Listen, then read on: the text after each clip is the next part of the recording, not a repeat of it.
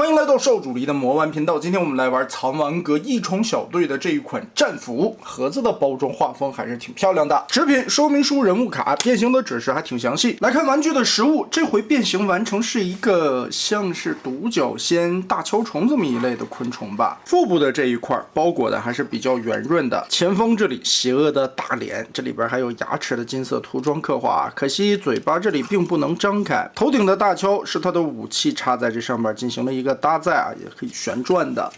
虫腿这里多段的关节，每一个根部都是可以活动的，范围还不错。背后的两片翅膀张开的造型，其实顺着根部这里也可以旋转一下，按自己的需求进行收纳。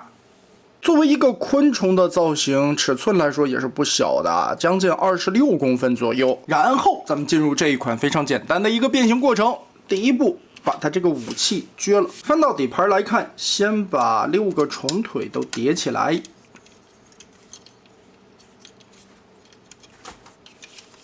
背后的这2个大翅膀其实可摘可不摘，我们尽量一体变形吧，把它稍微的挪开一些，然后顺着这一块屁股后边有2个长长的插扣，把它撬松，2个胳膊是夹层放在这里边的。整个的拉开中间的扣子，上边这里90度提起来，接着腿部有一个 Z 字的伸缩关节，膝盖的关节这里是双段的合金零件，接着脚踝这一块旋转一下脚尖的位置，把后边这里的扣子脱开，整个的虫腿旋转一下180度填到这个窟窿里面。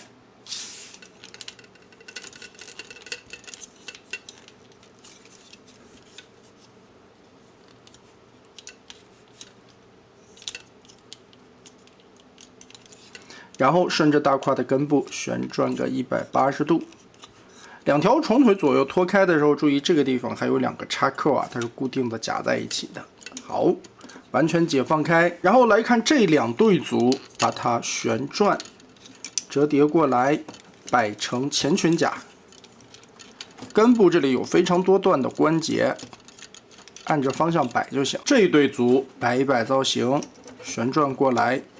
叠放成后裙甲，然后整个腰部就可以旋转180度拧正，胳膊这里左右打开，注意下方关节的走向，往过先折一个90度，然后往下旋转，顺着这个位置的插扣，把肩膀进行固定，扣合，这一块放下来，肘关节的2段也是合金的关节，把它拉开，旋转到正面。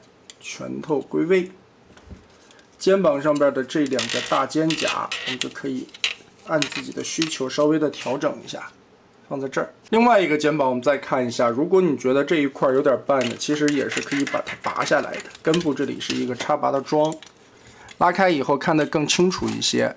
我们先把它旋转到这一侧来，接着让开了夹角之后，把它90度归过来，再往回折，把扣子锁上。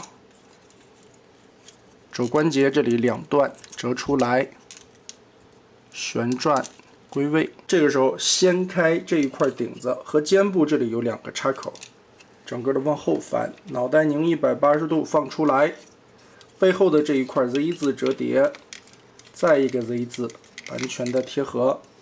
再把肩膀上面的2块盾牌都扣合回去，那么好，这款战斧的人形我们就变形完成了，样子来说还挺漂亮的。当然，除了这2个插孔之外，我们还可以把它拔下来。肩膀后方这里还有2个孔，可以进行安插，这样插到后背变成2个披风的样子，效果也是不错的。或者旋转一下根部的位置，插在小臂上边，当成2个盾牌。来看细节，头部这里是一个球形关节，360度旋转。肩膀这里因为有大盾牌的存在，所以旋转的时候是带着它一起来的。